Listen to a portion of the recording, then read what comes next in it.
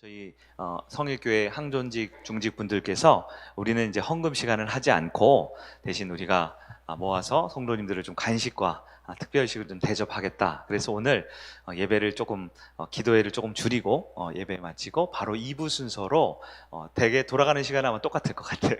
2부 순서로 쉴 만한 물가에 모여서 우리 항존직 분들과 함께 좀 좋은 의미 있는 대화의 시간을 좀 가지려고 합니다. 여러분 바쁘시지만 평소 기도하는 시간과 동일하니까요. 또 끝나고 잠깐 기도하려고 하고 있어요. 여러분 같이 꼭 마음을 모아주셨으면 좋겠고요. 또 이렇게 예쁜 화분을 또 우리 중직분들께서 이렇게 교회 헌물을 하셨습니다. 하나님께서 기뻐 받아주실 줄 믿습니다. 우리 시무 장로님이 계시고요. 안수 집사님이 계시고요. 또한 시무 권사님들이 계세요. 헌신 예배를 우리가 하기로 했는데 어떤 다른 말씀을 준비할까 생각을 맨 처음에 했어요. 네, 항존직이라고 우리가 자주 쓰는 표현은 아닌데 우리 교회 직분자들을 말하잖아요. 예배 직전에 저희 딸이 저한테 와서 근데 아빠 항존직이 뭐예요? 물어보더라고요. 여러분들 한번 생각해 보세요. 항존직이 뭘까요? 항, 존, 직. 네, 뭘까요? 이 이름에 글자 한 글자 한 글자가 굉장히 중요하고 값진 이름들인 것 같아요. 항상 변함없는 자리를 말하죠. 항상 변함없이 그 자리에 존재하고 계신 이 교회의 대표이고 리더이고 또 중직인 직분자들을 항존직이라고 합니다. 항종직이 아닌 분들은 이제 서리직이 이제 반대인인데요. 서리라는 것은 이제 1년에 한 번씩 교회의 리더로 교회에서 임명을 하는 거예요. 그래서 서리 집사님들 이 자리도 많이 계신데요. 서리 집사님들은 사실 1년짜리 계약직이에요. 그래서 올해 열심히 신앙생활 안 하시면 내년에 서리 집사님이 아니에요. 보통 교회에서는 이제 교회 한 1, 2년 다니면 다 집사님 부르시지만 집사님이라는 직분은 1년에 한 번씩 우리 교회에서 당회를 통해서 결정되는 것이고요. 항존직은 우리 모든 성도님들이 투표를 해서 이분이 우리 교회의 어머니이고 이분이 우리 교회의 아버지이고 이분이 우리 교회의 큰 형님이 되어 주십시오 하고 목사가 결정하는 게 아니라 우리 성도님들이 마음을 모아서 항상 우리 성일교회가 주님 앞에 갈 때까지 이 교회의 영적인 리더가 되어 주십시오 하는 것이 항존직이에요. 너무나 귀한 분들이죠. 아까 우리 남자 셋, 여자 셋 이렇게 딱 예쁘게 옷을 맞춰 입고 특송까지 하는 경우가 들렸는데요. 우리 항존직 분들에게 꼭 필요한 하나님의 음성이 있기를 바랍니다. 이미 이 날짜에 정해진 말씀이 있었어요. 그래서 제가 바꾸려고 기도하는 중에 어쩌면 오늘 우리에게 원래 주시려는 금요일의 말씀이 우리 항존직 분들과 또한 우리 교회를 사랑하는 모든 분들이 꼭 필요한 말씀이 아닐까 생각 들어서 제가 금요 예배와 또한 항존직 헌신 예배와 겸하여 함께 드리게 되었습니다. 여러분 우리 항존직 분들을 위해서 많이 기도해 주시고 또 항존직 분들께서는 하나님 앞에서 성도들 앞에서 맡겨진 직분에 대해서 정말 진실한 하나님의 주의 귀한 종들이 되어주시길 간절히 부탁을 드립니다. 질문을 한번 드려볼게요. 여러분 각자에게 한번 던져보세요. 나는 어떤 어른인가요? 나는 과연 어떤 어른으로 교회 안에 있습니까? 나는 어떤 중직 성도로 이 자리에 이렇게 예배를 드리고 있습니까? 나는 과연 나의 자녀에게 영적인 자녀들에게 어떤 유산을 남겨줄 수 있을까요? 우리가 직분자라는 것은 영적인 어린아이가 될 수 없는 일입니다. 영적인 갓난아이는 꿈도 꿀 수 없는 것이지요. 직분자라는 것은 영적인 어른이 되어야 됩니다. 영적인 교회의 대표가 되어야 합니다. 반드시 영적으로 다음 세대, 꼭 나이가 어린 세대뿐만 아니라 우리 청년과 우리 많은 집사님들, 많은 권찰님들, 우리 아이들에게 아름다운 주님의 유산을 물려줄 수 있어야 할 것이라고 생각이 됩니다. 오늘은 시험과 유혹 세 번째 시간인데요. 떡의 유혹이라는 제목으로 나에게 가장 필요한 하나님의 성을 꼭 붙드는 여러분들에게 바랍니다. 광야에서 사단이 첫 번째 유혹을 했습니다. 우리 마태복음 4장 말씀이죠. 오늘 말씀 다시 한번 딱 펴놓으시고요. 우리 1절, 2절 가지고 지난 2주에 걸쳐서 금요일날 말씀을 들었는데요. 드디어 본격적으로 시험이 시작되는데 유혹이 첫 번째 유혹이 뭐였을까요? 바로 돌을 가지고 주변에 돌덩어리를 가지고 떡을 만들어 먹어라. 우리로 따지면 정확히 말하면 이제 그 당시에 유대인들이 먹었던 밀가루 빵을 만들어 먹으라는 뜻이겠죠. 근데 빵이 그들에게는 주식이에요. 그래서 우리 한글 성경에는 가장 비슷한 떡이라고 표현했는데요. 정확히 표현하면 밥을 만들어 먹으라는 겁니다. 돌덩이를 가지고 밥을 만들어 먹으라고요. 여러분, 이것이 왜 문제가 될 수 있을까요? 예수님께 돌덩이를 가지고 밥을 만들어 먹으라는 것이 왜 유혹거리가 될 수 있을까요? 지금 광야에는 아무도 보는 사람이 있을까요? 없을까요? 없죠. 예수님께서 이 유혹을 받고 있는 걸 아는 사람이 아무도 없습니다. 이미 예수님께서는 며칠 금식하셨다고 되어 있어요? 40일을 밤낮으로 금식하셨대요. 40일을 완전히 공복 상태로 있어요. 배가 고프실까요? 견딜만 하실까요? 밥 생각이 나실까 안 나실까요? 몹시 굶주려 있는 상태입니다. 그럼 밥을 먹어야겠지요. 무엇보다 여러분 잘 생각해 보세요. 지금 예수님이 돌을 가지고 밥을 만들어 먹으면 누구에게 피해를 줍니까? 누가 피해를 입어요? 혹은 어떠한 범죄 행위에 해당됩니까? 예수님이면 혹시 할 수 있으면 돌덩어리를 밥으로 만들어 먹는 거 괜찮은 거 아닌가요? 그래도 되지 않아요? 이게 왜 시험거리가 된단 말입니까? 여러분, 실제 예수님께는 돌을 가지고 밥을 만들 능력이 있으실까요? 없으실까요? 어떻게 이런 걸 대답을 잘 하시는지. 역시 항존직들은 아무나 하시는 게 아닌 것 같아요. 있으시죠? 증거가 있잖아요. 마태복음 6장에 보면 예수님께서 오병이어 사건 들어보셨죠? 오병이어 사건 뭡니까? 예, 보리떡 2개, 그것도 빵이잖아요. 예, 물고기 2마리로, 보리빵 5개, 물고기 2마리로 몇 명을 먹이셨어요? 남자만 5,000명을 먹이시고 12광주리를 남긴 사건. 예수님은 이미 기적으로 먹을 것을 만들어낼 수 있는 분이 검증이 된 분이에요. 그러면 예수님은 능력도 있잖아요. 근데 왜 예수님께 이게 유혹이 될까요? 예수님이 유혹받았다라는 얘기가 나에게 올 수 있어야 돼요. 예. 자, 예수님께 이 떡을 만들어 먹으라, 스스로 떡을 만들어 먹으라, 이 유혹이 될까요? 네, 유혹이 되지요. 왜냐하면 여러분, 유혹에 아주 중요한 조건이 있습니다. 유혹은 내가 할 수 있어야만 유혹이 되는 거예요. 다시 말해서 앞에서 말씀 전하는 김 목사에게 사단이 와서, 김 목사, 저 뒤에 있는 산 많이 보이지? 저기에 있는 저 많은 흙과 돌덩어리를 가지고 밥을 만들어 먹어봐! 라고 하면 저한테 그럴 능력이 있습니까? 없습니까? 여러분이 아무리 저를 좋아하시고 존중해 주셔도 저는 그런 능력이 없죠? 그럼 돌을 밥으로 만들어 먹어라, 저에겐 유혹이 됩니까? 안 됩니까? 유혹이 안 돼요. 유혹이 안 되는 거예요. 여러분, 왜 예수님께 이게 유혹입니까? 예수님은 그럴 만한 능력이 있으시거든요. 우리에게도 필요한 얘기입니다. 왜 우리가 유혹을 받습니까? 우리에게는 그 유혹에 이렇게 빠져들 만한 실제적인 삶의 능력이 있기 때문에 유혹에 빠지는 거예요. 우리 갓난아기들이나 어린아이들은 유혹에 잘 빠질 일이 없습니다. 근데 유혹에 누가 빠져요? 중직 성도들이 유혹에 굉장히 많이 빠지죠. 왜요? 능력이 있으니까요. 기름 부음이 있으니까요. 하나님 맡겨주신 것이 있으니까요. 돌덩어리를 밥으로 만들어 먹으라는 건 저 같은 사람한테는 전혀 유혹이 되지 않아요. 아마 여러분 대다수가 그럴 겁니다. 그런데 예수님에게 그런 능력이 있죠. 그래서 예수님께서는 그것이 유혹이 됐습니다. 예수님께서는 능력이 있습니다. 근데 매우 허기져 있어요. 매우 피곤한 상태예요. 아무런 범죄나 아무런 불법 행위가 아니에요. 그렇기 때문에 예수님께 주어진 이 이야기는 돌을 떡으로, 빵으로 만들어 밥으로 만들어 먹어라, 이것은 유혹이 된다라는 겁니다. 여러분, 오늘 본문의 첫 번째 우리가 살펴볼 겁니다. 성도들에게 가장 많이 나타난 유혹이 뭘까요? 오늘날 예수님께서 마태복음의 첫 번째 시험을 받으시고 유혹받은 사건을 우리한테 자세히 기록해 주셨어요. 마찬가지, 그 이유는 오늘날 성도들의 가장 많이 나타나는 유혹이 바로 떡의 유혹이기 때문에 그렇습니다. 그런데 우리 보고, 저나 여러분 보고 길거리는 돌덩어리 받고 밥으로 만들어 먹으라는 유혹은 안 들지요. 그러나 떡의 유혹의 본질이 뭘까요?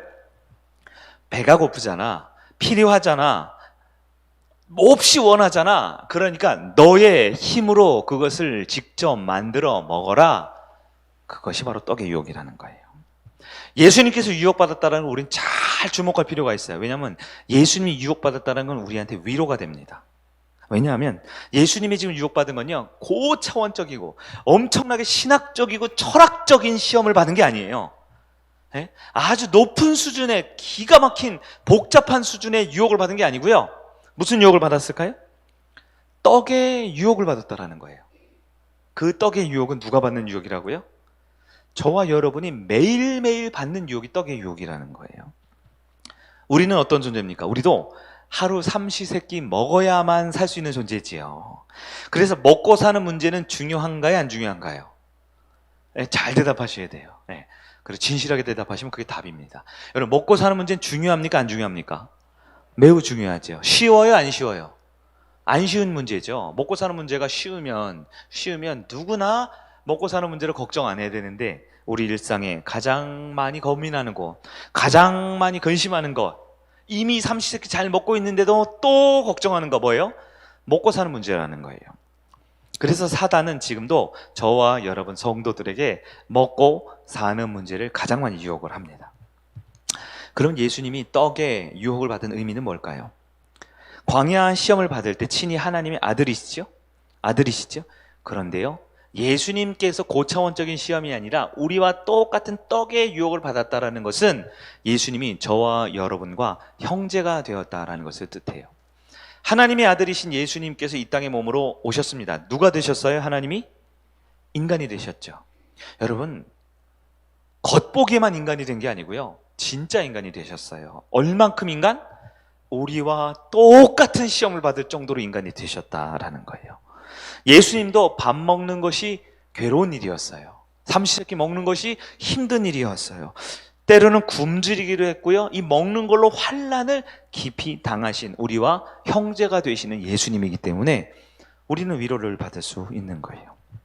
여러분, 한번 지금 내가 가지고 있는 가장 큰 유혹을 한번 생각해 보세요. 나는 지금 무슨 유혹을 가장 많이 받고 있나요? 네?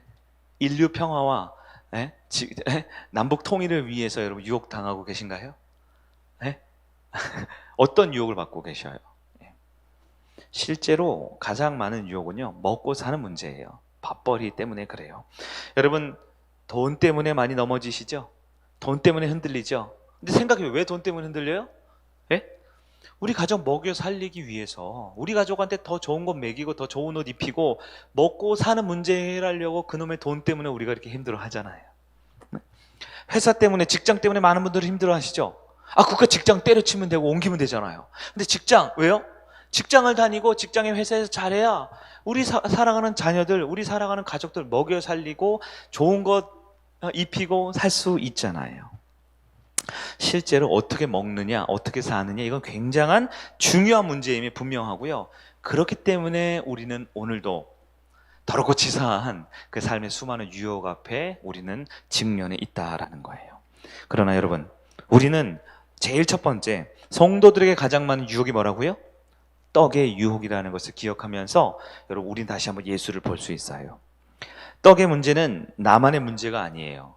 많은 분들이 너무너무 힘들대요. 코로나로 인해서, 경제 침체로 인해서 요즘 먹고 사는 게 너무 힘들대요. 근데 계속 힘드신 것 같아. 괜찮은 적은 없는 것 같아. 제가 이 성일교회 와서 햇수로 5년째 어떠세요? 물어보면 괜찮습니다 하는 분이 없어요. 다 힘들대요. 회사도 힘들고 가정도 힘들고 자녀도 힘들고 다 힘들대요. 계속 힘들대요. 근데 여러분 아셔야 돼요. 나만 힘든 게 아닙니다. 나만 힘든 게 아니에요. 예수님도 힘드셨어요. 왜냐하면 유혹은 나만 찾아오는 게 아니라 예수님을 비롯한 우리 모든 성도에게 다 찾아오는 게 유혹이거든요. 그러나 또 한 가지 기억하세요. 유혹을 누구나 받을 수 있고 예수도 받으셨지만 유혹을 이긴 분이 있습니다. 이겨내신 분이 있어요. 누구실까요? 예수 그리스도입니다. 그렇기 때문에 나는 유혹을 못 이겨요. 그러나 예수님은 유혹을 이깁니다. 유혹이 올 때마다 나는 못 버텨요. 그러나 유혹을 승리하신 분이 있어요. 그 예수를 붙들 수 있는 여러분 되기를 간절히 바랍니다. 두 번째, 그러면 예수님께서는 어떻게 승리할 수 있었을까요? 어떻게 유혹에 승리하실 수 있었을까요? 두 번째는 바로 할 수 있지만 하지 않는 용기다라고 할 수 있어요. 저를 한번 따라해 볼까요? 할 수 있지만 하지 않는 용기. 여러분 어떠세요? 할 수 있지만 하지 않는 용기. 자, 예수님께서는 이미 40일 동안 금식하셨기 때문에 배가 고프셨을까요? 안 고프셨을까요? 예수님 우리가 똑같은 인간이잖아요. 뭐 없이 굶주리셨어요? 굶주림을 겪으셨기 때문에 저와 여러분이 먹고 사는 문제로 괴롭고 힘들고 고통당하고 눈치 보고 괴로워하는 모습을 아신다 모르신다? 아셔요. 그래서 우리 형제가 되시는 거예요, 예수님이. 근데 예수님 여기서 한 발 더 나갔어요. 예수님 우리 형제이지만 또한 동시에 한 발 더 나아가 그 유혹을 예수님은 이기셨어요? 실패하셨어요? 이기셨죠.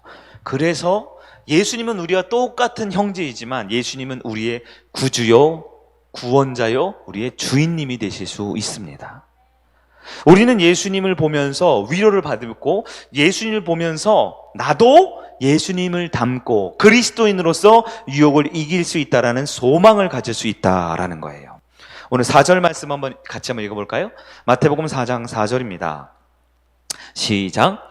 예수께서 대답하여 이르시되 기록되었으되 사람이 떡으로만 살 것이 아니요 하나님의 입으로부터 나오는 모든 말씀으로 살 것이라 하셨느니라 하시니. 아멘.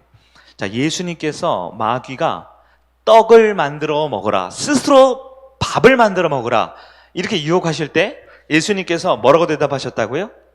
사람이 떡으로만 살 것이 아니라 하나님의 말씀으로 산다, 이렇게 말했어요. 이 말을 바꿔 말하면 무슨 뜻이냐? 좀 쉽게 말하면 사람에게 떡이 필요해요, 안 필요해요? 밥이 필요하죠. 그런데 떡만으로는 사람이 살 수 없다라는 거예요. 떡만으로는 살 수 없다라는 거예요. 진짜 꼭 필요한 게 있다라는 거예요. 진짜 꼭 필요한 게 뭐라고요? 하나님의 말씀이다라는 거예요. 여러분 잘 보셔야 돼요. 묵상을 깊게 하셔야 돼요. 자, 떡으로 어떻게 한다고요? 산다. 그랬죠? 말씀으로 어떻게 한다고요? 산다. 그랬잖아요. 여러분 산다는 건 뭔가요? 이렇게 대답을 바로바로 안 하셔야 제가 신이 나서 설교를 하죠. 자, 여러분 다 알고 계신 거예요. 자, 떡으로 뭐 한다고요? 산다. 떡으로 사느냐, 말씀으로 사느냐. 근데 이게 무슨 말인지 잘 모르겠다라는 거예요. 떡으로 사는 게 뭐고 말씀으로 사는 게 뭐냐. 자, 보세요. 산다. 반대가 뭐예요? 죽는다. 죽는다는 좀 아시지 않아요? 죽음은 잘 아시잖아요. 제가 2주 연속 설교했는데 죽음이 뭡니까? 끝이에요 또? 죽음이 뭐예요? 에? 천국 가고 지옥 가는 거예요? 죽음이 뭡니까? 죽음은 분리요 단절이라 그랬잖아요. 누구로부터? 하나님으로부터 분리 단절되는 거예요. 다시 물어볼게요. 죽음은 분리되고 단절되는 거예요. 그럼 반대인 사는 건 뭡니까? 아유, 이제 정확히 알고 계시네. 사는 건 뭐예요? 하나님과 동행하는 거예요. 하나님 안에 거하는 겁니다. 하나님과 더불어 연합된 것이 사는 거예요. 사람은 떡만 먹고 하나님과 동행하면서 연합되어 살 수 있어요? 아니죠. 사람이 진짜 살기 위해서는 하나님의 생명의 말씀을 먹어야만 살아있고 주님과 동행하고 연합돼서 천국의 자녀로 살 수 있는 거예요. 믿으십니까? 여러분 아시겠죠? 사람이 떡만으로 살 수 있는 게 아니라 하나님의 말씀으로 산다. 이건 뭐예요? 많은 사람들이 오해합니다. 그래, 먹고 사는 것도 있지만 그래도 일주일에 한 번 교회는 가줘야지. 그래 말씀을 먹고 살아야지. 종교 활동은 해야지. 근데 명절이니까 다음 주부터 금요일에 기도는 해야지. 몸 피곤하니까 다음 달부터. 이렇게 떡으로 사는 인생이지만 가끔 말씀도 필요하다라는 그런 액세서리로 말씀이 필요한 거예요. 사는 게 뭔지 죽는 게 뭔지 여러분 정확히 구분을 지으셔야 돼요. 사람이 살아야 하잖아요. 사람이 산다는 건 뭐예요? 물론 육신이 생존하기 위해서 빵도 떡도 밥도 필요하지만 진짜 사람이 하나님과 동행하고 동거하고 연합하고 사람답게 생명력 있게 살려면 반드시 무엇이 필요하다? 하나님의 말씀이 필요한 것이 본질이라는 거예요. 사랑하는 중직 여러분, 스스로 대답해 보세요. 한 분 어디 가셨어? 중간에. 여러분은 말씀으로 살고 있나요? 하나님 말씀으로 살고 있나요? 혹시 내 인생에 정말 필요한 건 떡이라고 생각하고 있지 않나요? 떡이 필요하지요. 육체의 생명을 연장하려면 떡이 필요하지요. 근데 떡만으로 산다라고 생각하면 그건 진짜 사는 게 아니에요. 죽은 거지요. 떡은 없어도 말씀으로 살 수 있다. 즉 하나님으로 살 수 있다라고 고백하는 게 진짜 우리 중직 성도가 되어야 될 믿음의 표현인 것입니다. 여러분, 우리 모든 성도들에게 한번 물어보겠습니다. 여러분, 정말 하나님의 말씀으로 살고 있습니까? 하나님의 말씀으로 사는 사람은 주일 예배를 그렇게 밥 먹듯 빼먹을 수가 없어요. 하나님의 말씀으로 사는 사람은 헌신은 헌신짝처럼 버릴 때 쓰는 건가요? 그렇게 쉽게 살 수가 없어요. 왜요? 많은 사람은 떡으로 사느냐 하나님의 말씀으로 사느냐 가운데 갈등하고 있거든요. 떡으로 사는 건 내 육신이 사는 것이고, 말씀으로 사는 건 하나님으로 진짜 생명으로 사는 인생입니다. 중요한 것은 우리가 하나님의 말씀으로 살면 하나님은 우리에게 필요한 떡을 주신다라는 것이 진짜 우리 직분자들이 가져야 될 믿음이다라는 거예요. 예수는 그렇기 때문에 지금 배가 고프죠? 배가 고픈 가운데 있는데 떡을 만들어 먹겠다, 안 만들어 먹겠다? 안 만들어 먹겠다라는 거예요. 이게 무엇일까요? 예수님은 떡을 만들 수 있지만 안 만들어 먹겠다라는 거예요. 아까 말했죠? 예수님의 승리 비결이 뭐예요? 할 수 있지만 하지 않겠다. 다시 한번 따라해 보세요. 할 수 있지만 하지 않겠다. 여러분, 이게 굉장히 중요한 믿음의 요소입니다. 왜요? 할 수 있는데 왜 하지 않아요? 네? 떡 만들어 먹는 거 필요하잖아요. 배고프잖아요. 할 수 있어요, 없어요? 있죠. 근데 왜 하지 않아요? 더 중요한 게 있기 때문입니다. 더 근본적으로 본질적인 것이 있기 때문에 그런 것이죠. 이거 아니면 내가 사는 게 아니라 죽는 것 같이 절체절명의 중요한, 가장 중요한 게 있기 때문에 할 수 있지만 하지 않겠다라고 하신 것이 예수님이 유혹을 이긴 승리의 비결이라는 거예요. 배가 고프지요. 너무 배가 고팠어요. 40일 금식해 본 분 계세요? 저는 40일은 안 해보고 일주일 해봤는데 끔찍해요. 힘들어요. 근데 배가 너무 고픈데 배가 고프다는 이유로 내가 스스로 떡을 만들어 먹으면, 내가 할 수 있는 것을 하면 할 수는 있죠. 그거 하나는 할 수 있죠. 배는 채울 수 있죠. 근데 정말 중요한 걸 놓치게 돼버리거든요. 제가 자주 예를 들잖아요.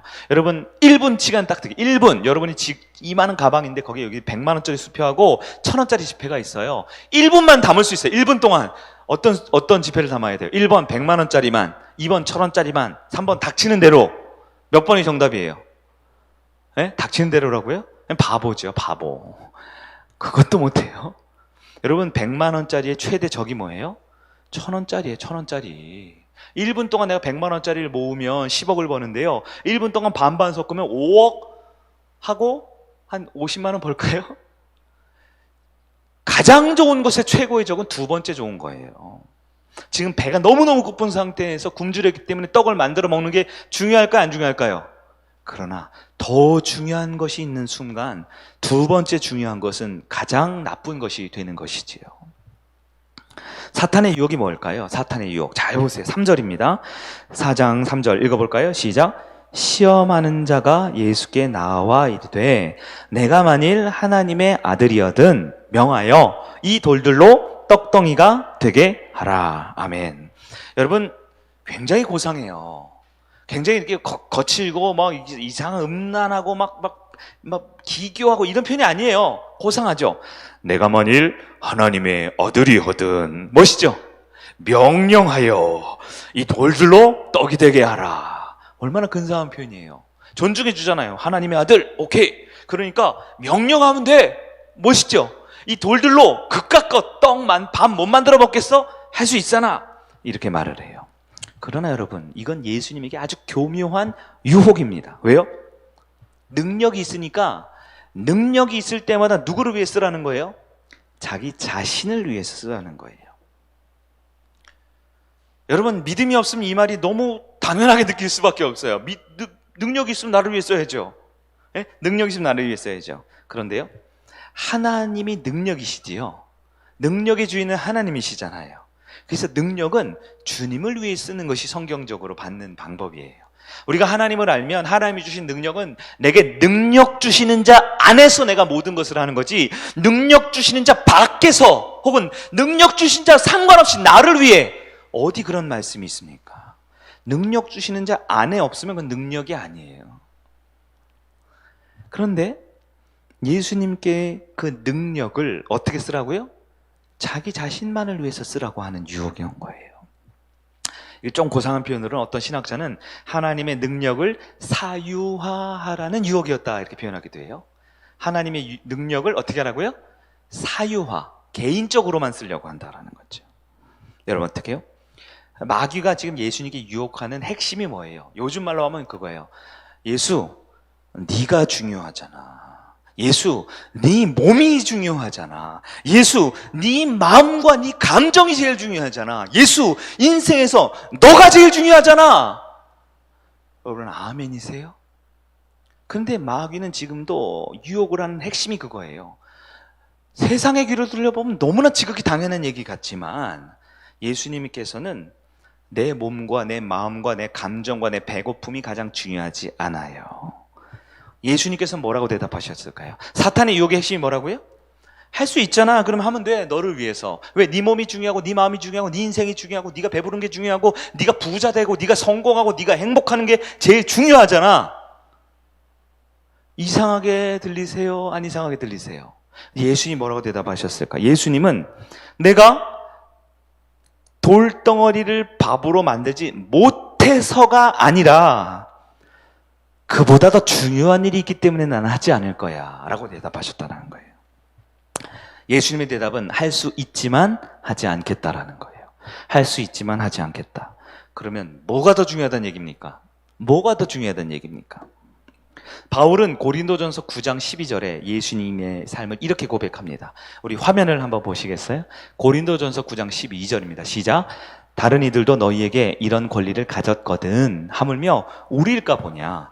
그러나 우리가 이 권리를 쓰지 아니하고 범사에 참는 것은 그리스도의 복음에 아무 장애가 없게 하려 함이로다.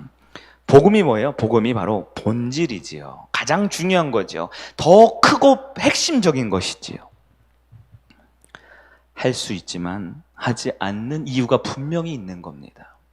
저는 40대 남성이에요. 네. 이제 운동을 잘 안 해서 힘이 별로 없지만 그래도 오늘 은찬이가 안 왔나요? 2층에? 아, 안 왔구나. 잘 됐네. 은찬이 예를 좀 들어봐야겠네. 우리 은찬이가 목사님의 베스트 프렌드 건 잘 아시죠? 베스트 프렌드인데 은찬이가 5살이죠? 5살인데 은찬이의 손에 초코파이가 들려있답니다. 그럼 제가 어떻게 할까요? 뺏어 먹고 싶지 않겠어요?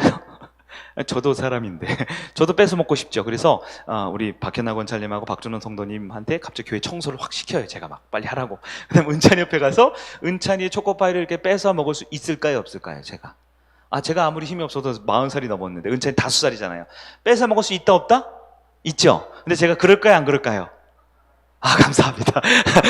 또 그런다 그러실까 봐. 전 그러지 않아요. 잘 보세요. 왜 안 그럴까요? 왜 안 그럴까요? 제가 그 5살짜리 꼬마의 초코파이 뺏어 먹을 수 있어요, 없어요?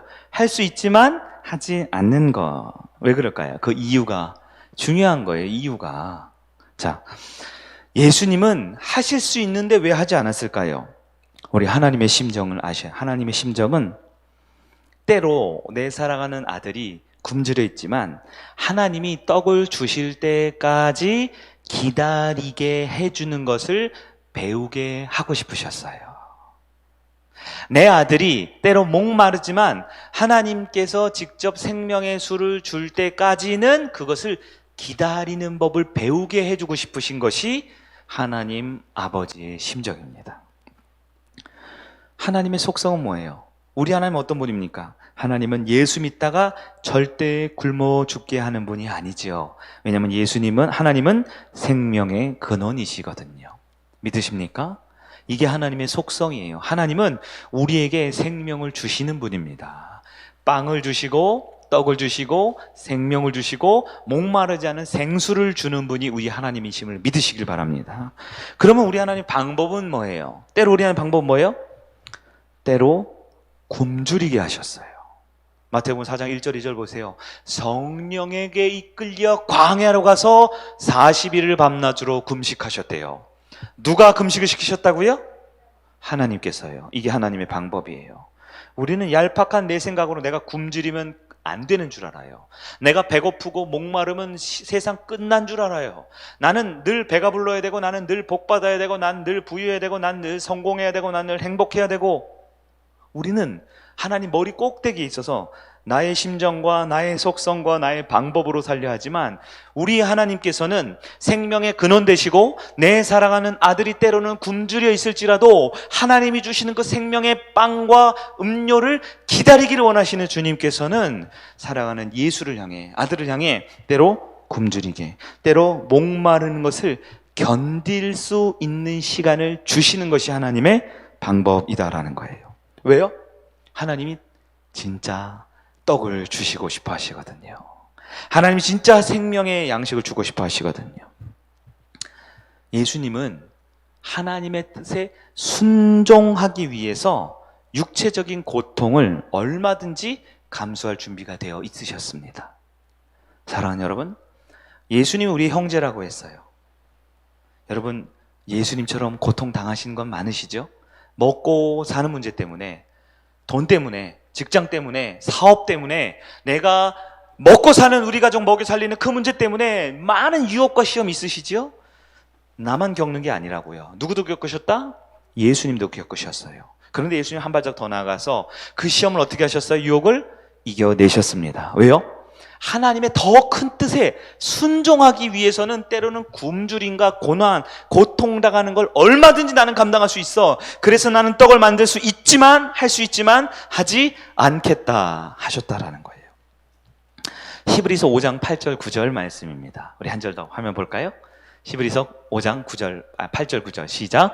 그가 아들이시면서도 받으신 고난으로 순종함을 배워서 온전하게 되셨은즉 자기에게 순종하는 모든 자에게 영원한 구원의 근원이 되시고. 아멘.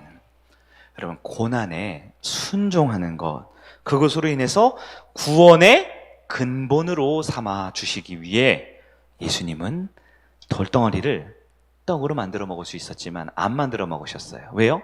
저와 여러분에게 지금 우리에게 주어진 이 떡의 문제, 떡의 유혹 앞에 하나님 말씀을 붙들고 이길 수 있도록 해주고 싶으셨기 때문입니다. 2000년 전에 있던 사건인데요. 바로 2000년이 지난 저와 여러분이 이 말씀으로 지금 나에게 주어진 떡의 유혹을 이겨낼 수 있도록 하고 싶으셨기에 할 수 있지만 하지 않으셨다라는 거예요. 예수님의 승리 비결이 뭐라고요? 할 수 있지만 하지 않겠다라는 거예요. 자, 마지막 세 번째로요. 그러면 예수님께서 유혹을 이기는 실제 두 가지 비밀 무기를 소개하고 말씀을 정리하도록 하겠습니다. 자, 알겠어요. 오케이. 할 수 있는데 하지 않겠다. 근데 그걸 어떻게 합니까? 어떻게 지금 나도 먹고 사는 문제, 돈 때문에, 직장 때문에, 회사 때문에, 사업 때문에, 거래처 때문에 엄청나게 많은 일들 때문에 괴롭고 힘든데요. 유혹당하는데요. 이거 가야 되나 말아야 되나 괴로운데요. 어떻게 해야 된단 말입니까? 첫 번째, 유혹을 이기는 첫 번째, 예수님이 어떻게 유혹을 이겼을까? 바로 굶주림을 받아들이셨기에 유혹을 이겼습니다. 굶주림이라고 앞에 화면에 있네요. 굶주림이 뭐예요? 고난이죠, 고난. 자, 여러분 저를 보세요. 지난주부터 계속 보고 있어요. 하나님의 시험이 있죠. 네? 그리고 마귀의 유혹이 있죠. 사람을 성장시키고 통과해서 복을 주려는 건 뭐라 그래요? 하나님의 시험이지요. 사람을 무너뜨리고 하나님부터 멀어지게 하려는 게 뭐예요? 마귀의 유혹이지요. 그런데 우리는 유혹도 싫어하지만 시험도 싫어해요. 하나님이 시험. 이 통과하면 복 받는데 왜 싫어해요? 시험은 반드시 뭐를 동반한다 그랬어요? 환난과 시련과 고난을 동반한다니까요. 하나님의 시험이 달콤한 아이스크림처럼 다가오면 좋겠는데 하나님의 시험은 안 그래요. 피곤하고 지치고 돈을 잃고 손해보고 아프고 상처받는 것들을 통해서 나에게 시험이 오거든요. 그럼 마귀의 유혹은 뭐라 그랬어요? 마귀의 유혹은 우리가 괴롭게 하는 게 마귀의 유혹이 본질이 아니죠. 마귀의 유혹은 뭐예요? 시험을 피하라는 게 마귀의 유혹이라고 그랬잖아요. 근데 예수님께서는 어떻게 유혹을 이겼다고요? 첫 번째로 고난을 받아들였다라는 거예요. 예수님이 받은 고난이 뭡니까? 예수님 무슨 고난 받으셨어요? 40일을 금식하신 후에 배가 고프신 것이 예수님이 받은 고난이었어요. 그 고난을 피하면, 배가 지금 고프니까 고난을 피하면 되잖아요. 근데 고난을 피하는 것이 곧 뭐예요? 그게 바로 유혹입니다. 여러분에게 지금 고난이 오고 있나요? 그건 하나님이 주시는 거예요. 마귀는 함부로 주님의 자녀를 고난에 빠뜨릴 수 있는 능력이 없다니까요. 세상은 나를 넘어뜨릴 능력이 없다니까요. 하나님이 주신 이 고난의 시험 앞에 여러분, 고난을 안 받고 싶어서, 고난을 피하고 싶어서, 고난하면 그냥 보기도 싫어서 도망가고 있지 않습니까? 그게 바로 유혹이라니까요. 근데 사람은요, 배가 부르고 등 따스우면 유혹을 이기기가 어렵대요. 이거는 그냥 제가 듣기적으로 하는 얘기가 아니라 예수님이 그러신 거예요. 그 예수님도 유혹을 어떻게 이겨요? 보세요. 예수님이 마귀의 유혹을 어떻게 이겨요? 굶주리셨기 때문에 이길 수 있었던 거예요. 굶주렸다라는 건 그냥 배가 고픈 게 아니에요. 예수님은 안 굶주리실 수 있다 없다? 있죠. 예수님은 40일 금식 하셔야 돼요? 안 하셔도 돼요? 안 하셔도 되잖아요. 광야로 가셔야 돼요? 안 가셔도 돼요? 안 가실 수 있지요. 우리도 안 굶주려도 되죠? 광야로 안 가도 되죠? 굳이 힘들게 기도하러 안 와도 되죠? 주일 성수 꼬박꼬박 안 해도 되죠? 10의 1조 생활 안 해도 되죠? 우리도 안 해도 돼요. 안 해도 된다고요. 근데 우리는 왜 그것을 합니까? 왜 고난을 선택합니까? 그게 하나님이 우리를 연달하고 성숙시키는 훈련이거든요. 시험이거든요. 예수님을 보십시오. 어떻게 유혹을 이겼냐? 단순합니다. 말씀으로 이겼다? 능력으로 이겼다? 맞아요. 맞는데 예수님이 마귀의 유혹을 이긴 첫 번째 성경의 근거는 고난을 다 감당하셨기 때문에 이길 수 있는 거예요. 사람은 배부르고 등 따신다. 다시 말해, 고난을 피하고 살면요, 유혹에 넘어집니다. 성경에 나와 있어요. 신명기 6장 10절에서 12절 우리 화면 볼게요. 신명기 6장 10절 12절. 너무 길어서 중간에 좀 중략을 하겠습니다. 제가 읽어드릴게요. 내 하나님 여호와께서 내 조상 아브라함과 이삭과 야곱을 향하여 내게 주리라 맹세하신 땅으로 내가 너를 들어가게 하시고, 지금 이제 약속의 땅 들어간 장면이에요. 11절. 내가 채우지 아니한 아름다운 물건이 가득한 집을 얻게 하시며, 내가 파지 아니한 우물을 차지하게 하시며, 내가 심지 아니한 포도원과 감람나무를 차지하게 하사 어떻게 한다고요? 내게 배불리 먹게 하실 때에 고난이 아니라 풍성함과 넉넉함과 여유가 있을 때에 12절 같이 읽어볼까요? 시작. 너는 조심하여 너를 애굽 땅 종되었던 집에서 인도해 내신 여호와를 잊지 말고. 무슨 얘기입니까? 인간의 본성은요, 배부르면, 조금 가지면, 너무 힘들다가 이제 조금 여유 생기면 하나님이 누구신지 금방 잊어버립니다. 내가 어떤 존재인지 금방 잊어버려요. 직분이고 사명이고 금방 잊어버려요. 배부리고 등 따시면요. 그래서 다 죽어가는 생명 살려놨더니 돈 때문에 하나님을 배신하는 거예요, 우리가. 망할 것 같은 인생 다시 일으켜 세워서 사랑고실하게 만들어놨더니 사람 눈치 보면서 하나님을 금방금방 부인하고 멀리 해버리는 겁니다. 엉망진창으로 지옥 갈 인생을 주님 붙들어서 주님 앞에 데려다 놨더니 자기 욕심에 낚여서 하나님을 모른 척하고 살아가는 것이지요. 왜 그런다고요? 배불러서요. 등 따셔서요. 시련을 피하고 고난을 피하고 힘든 거 피하고 마음과 생각과 몸과 영혼이 괴로운 거 다 피하고 나니까요, 내 인생이 유혹 그 자체로 살아가는 것이지요. 그러나 내게 주어진 고난이 찾아올 때에 내가 예수를 선택하고 하나님을 선택해서 가족에게 미움을 받고, 내가 예수를 선택하고 하나님의 말씀을 선택해서 직장에서 왕따를 당하고, 내가 하나님을 선택함으로써 경제적으로 손실을 입고 거래처가 끊어져 나가고 사람들이 나를 비난하고 예수쟁이라고 욕하는 그 고난과 시련을 받아내면 유혹을 이길 수 있는 힘을 주님이 주신다 약속해 주시고 있는 거예요. 여러분, 시험을 감당하시는 자가 유혹을 이겨낼 능력을 얻는 것입니다. 신명기 8장 2절 3절입니다. 8장 2절 3절. 내 하나님 여호와께서 이 40년 동안에 내가 광야 길을 걷게 하신 것을 기억하라. 이는 너를 낮추시며 너를 시험하사 내 마음이 어떠한지 그 명령을 지키는지 지키지 않는지 알려 하심이라. 같이 읽어볼까요? 3절. 너를 낮추시며 너를 줄이게 하시며 또 너도 알지 못하며 내 조상들도 알지 못하던 만나를 내게 먹이신 것은 사람이 떡으로만 사는 것이 아니요 여호와의 입에서 나오는 모든 말씀으로 사는 줄을 내게 알게 하려 하심이니라. 아멘. 하나님은 우리에게 고난을 주신다니까요. 우리를 시험하신다니까요. 배고프게 하신다니까요.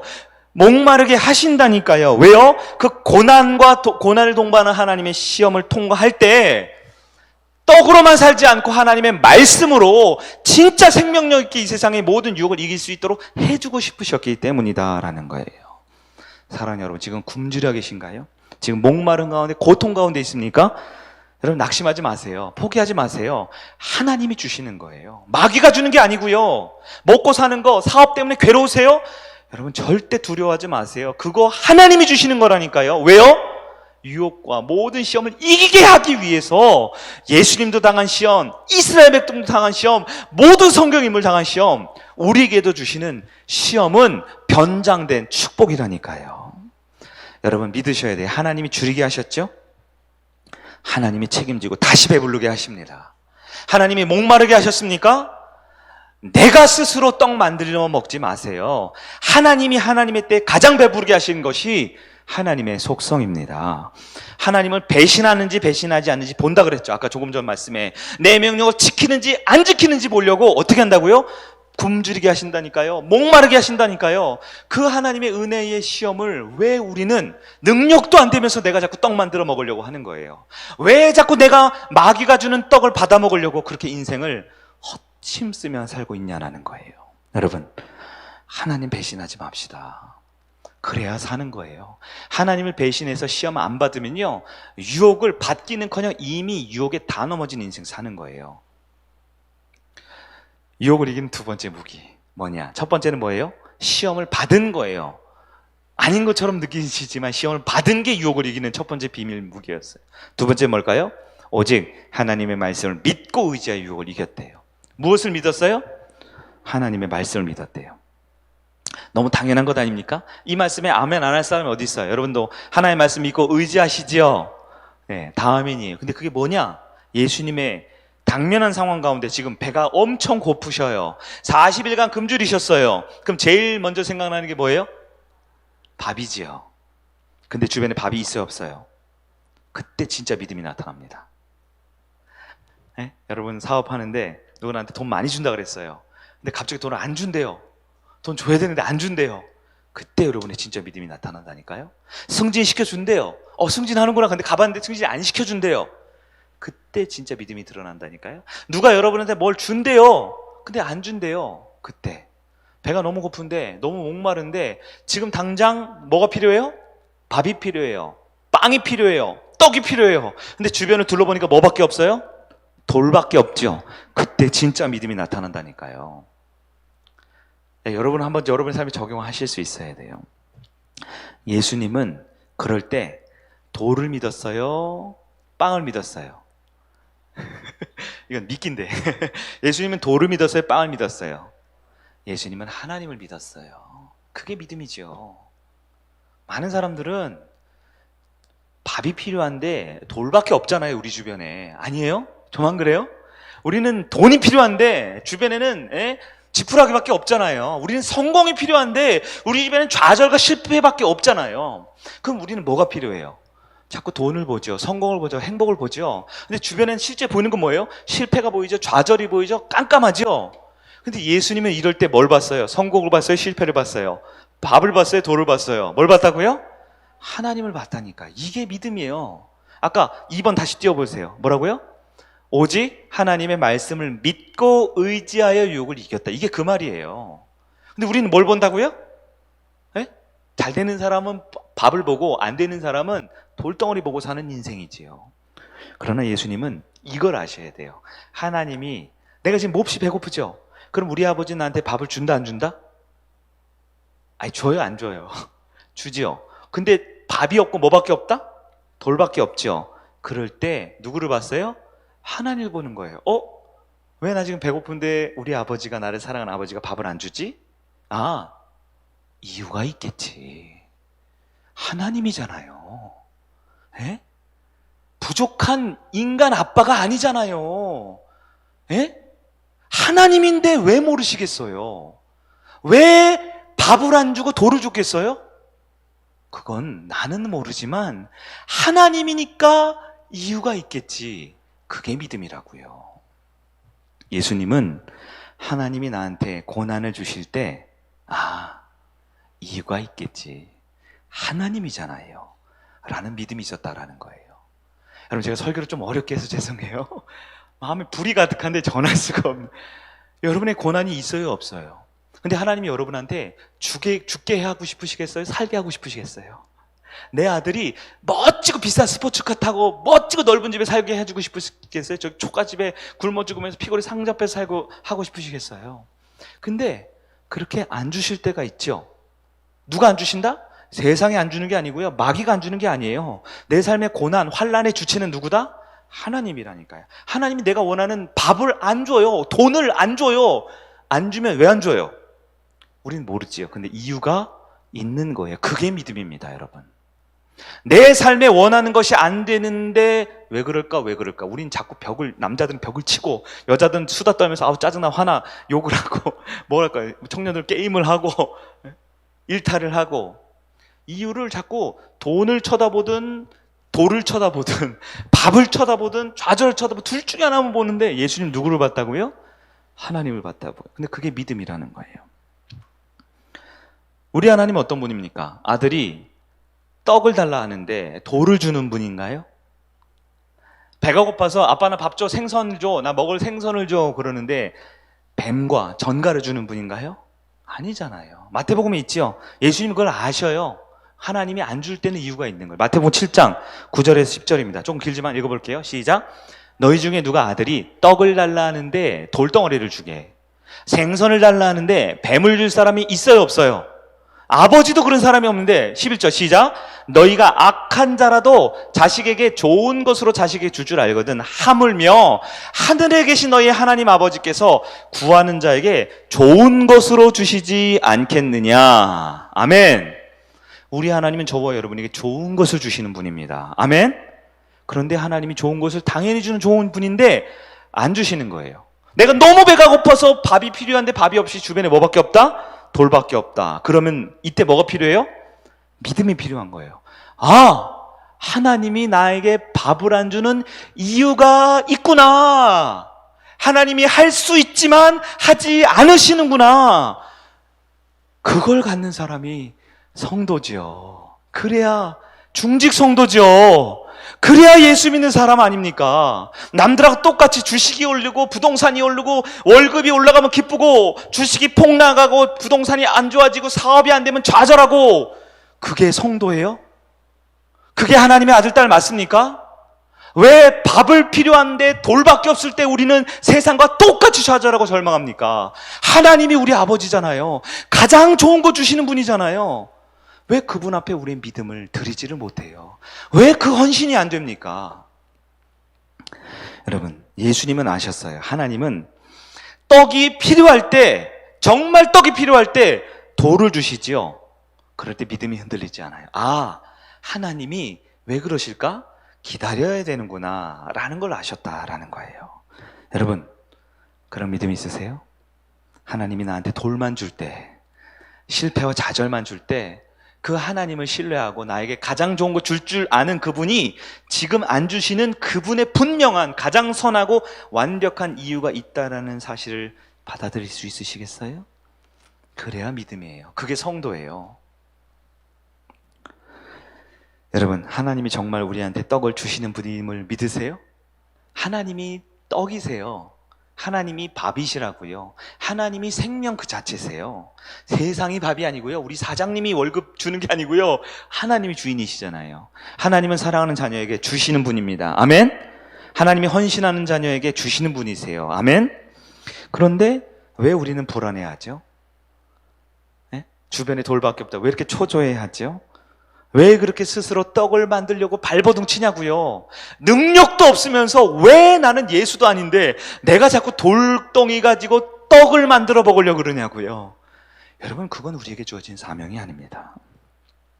예수님은, 정리할게요, 분명 지금 굶주려 있는데 주변에 돌밖에 없어요. 그럴 때 하나님을 보고 기다립니다. 그리고 말하죠. 나는 떡으로 사는 게 아니라 하나님의 말씀으로 나는 주님과 연합하고 동거하고 진짜 생명 있게 산다. 여러분 믿으시길 바랍니다. 하나님은 나보다 나를 더 사랑하십니다. 나보다 나를 더 아끼고 소중한 걸 주는 분이세요. 제가 이번에 추석 때 가는데 어떤 친척 아이가 5살이래. 은찬이랑 똑같은 5살 밥을 잘 먹어요. 막 꽃게탕도 먹고 갈비도 뜯어 먹어. 근데 이 아이가 자꾸 엄마한테 쫄라요. 뭐냐면 쭈쭈 젖병을 달라는 거예요. 5살 때 그런가요? 왔다 갔다 하나요? 쭈쭈 젖병을 달라 그래요. 엄마가 줄까요 안 줄까요? 안 돼! 밥 먹어! 이러시더라고요. 근데 아이는 계속 엄마한테 몰래 쫄라요. 우유를 이 젖병에 넣어서 이렇게, 이게 습관이 더 오래 붙어 있으니까 그렇겠죠? 근데 줘요 안 줘요? 안 주는 거죠.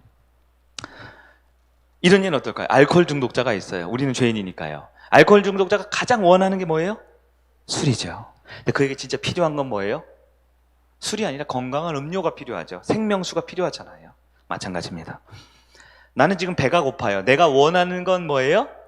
밥이지요. 그러나 하나님은 지금 나에게 가장 필요한 걸 주려고 때로는 굶주리게 하세요. 알코올 중독자, 마약 중독자, 인간 세상에 온갖 중독된 우리에게 때로 돈을 가져가셔요. 건강을 가져가셔요. 사업장을 가져가셔요. 직장을 가져가셔요. 소중한 사람들을 가져가셔요. 굶주리게 하세요. 목마르게 하세요. 배고프게 하세요. 가난하게 하세요. 왜요? 그 시험을 통과해야만 하나님이 주는 진짜 생명의 떡과 진짜 생명의 잔을 받아먹은 주님의 자녀가 될 수 있거든요. 여러분 주변에 난 너무 배고프고 굶주리는 돌만 있으세요? 왜 우리 사업은 이렇게 안 되고 왜 우리 가정은 이렇게 어렵고 왜 내 인생은 이렇게 꼬여있냐고 생각하세요? 하나님의 때를 기다리는 믿음을 갖는 여러분 되길 축원합니다. 말씀 정리할게요. 오늘 항존직 헌신 예배인데요. 항존직뿐만 아니라 우리 모두에게 필요한 말씀인 것 같아요. 나의 삶의 모습을 점검해 볼까요? 하나님이 떡을 주시는 분이세요. 맞아요?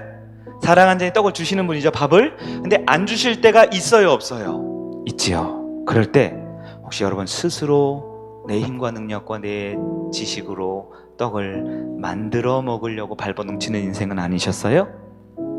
먹고 살아야 한다라는 이유로, 우리 가족들 살려야 된다는 이유로, 가장이라는 이유로, 내가 경제활동을 해야 되는 젊은이라는 이유로 하나님이 주시는 그 생명의 떡을 기다리지 아니하고 내가 직접 떡 만들어 먹으려는 마귀의 유혹에 빠져 살고 있지 않습니까? 그러니까 하나님보다 돈을 선택하는 거예요, 자꾸. 그러니까 하나님보다 자꾸 더 많은 이익을 선택하는 거예요. 그러니까 하나님보다 자꾸 내 일을 선택하고 직장을 선택하고 더 많은 유익되고 수입 얻는 그쪽에 자꾸 내가 쫓아가는 거예요.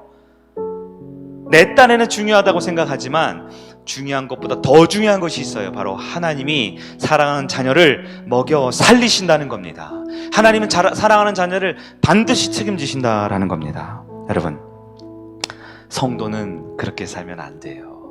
중직 성도는 정말 스스로 떡 만들려고 하나님 배신하면 안 돼요. 여러분 다시 우리 하나님 앞으로 돌아갑시다. 하나님 말씀 앞으로 돌아갑시다.